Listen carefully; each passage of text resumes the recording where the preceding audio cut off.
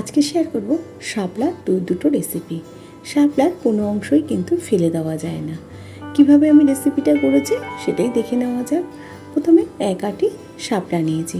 আঁটিটা বেশ মোটা ছিল বলে এক আঁটি শাপলা নিয়েছি। এবার শাপলাগুলোকে ছোট ছোট টুকরো করে কেটে নিয়েছি।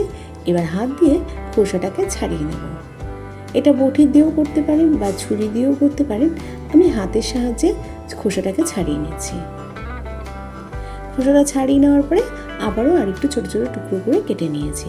ধুয়ে পরিষ্কার করে ঝুড়িতে জলটা ঝরাতে দিয়েছি। কড়াইতে সাদা তেল দিয়ে দিলাম। তেলটা গরম হয়ে গেছে। এবার 1 চামচ কালো জিরে আর 2টো চেরা কাঁচা লঙ্কা দিয়ে একটু মিনিট খানেক ভেজে নেওয়ার পর বেশ কিছুটা রসুন কুচি থেতো করে দিয়ে দিয়েছি। রসুন কুচিটাকে 1 থেকে 1.5 মিনিট ভেজে নেওয়ার পর একটা বড় সাইজের পেঁয়াজ কুচি দিয়ে দিলাম।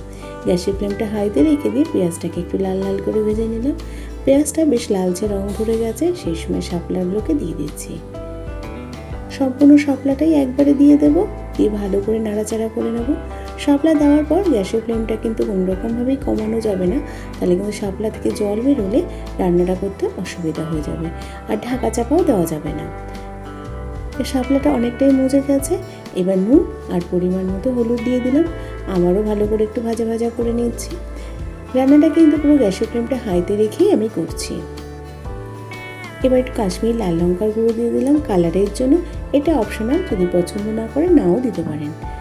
এবার আর কিছুই না, গ্যাসের ফ্লেমটা হাইতে রেখে দিয়ে শাপলাটাকে শুধু ভাজা ভাজা করে নেওয়ার পালা।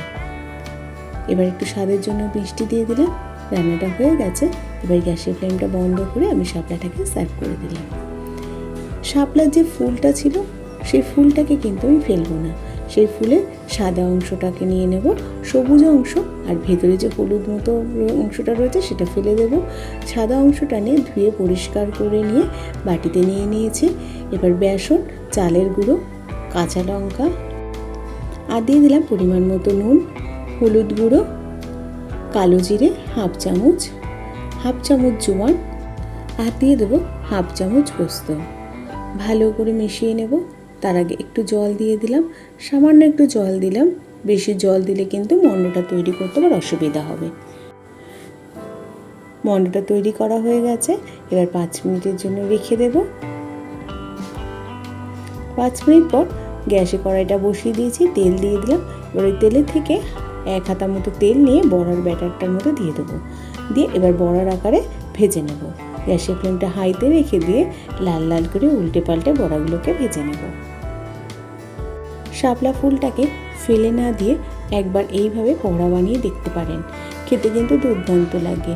ডালের সাথে বা গরম গরম স্ন্যাক্স হিসাবে সন্ধ্যেবেলা চায়ের সাথেও কিন্তু দুর্দান্ত লাগে।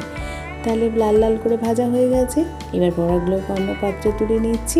বাকি বড়াগুলোকেও একই রকমভাবে ভেজে নেব। তাহলে আজকে এই পর্যন্ত। আবার হাজির হয়ে যাব নতুন কোনো রেসিপির সাথে। ভালো থাকবেন, সুস্থ থাকবেন। ধন্যবাদ।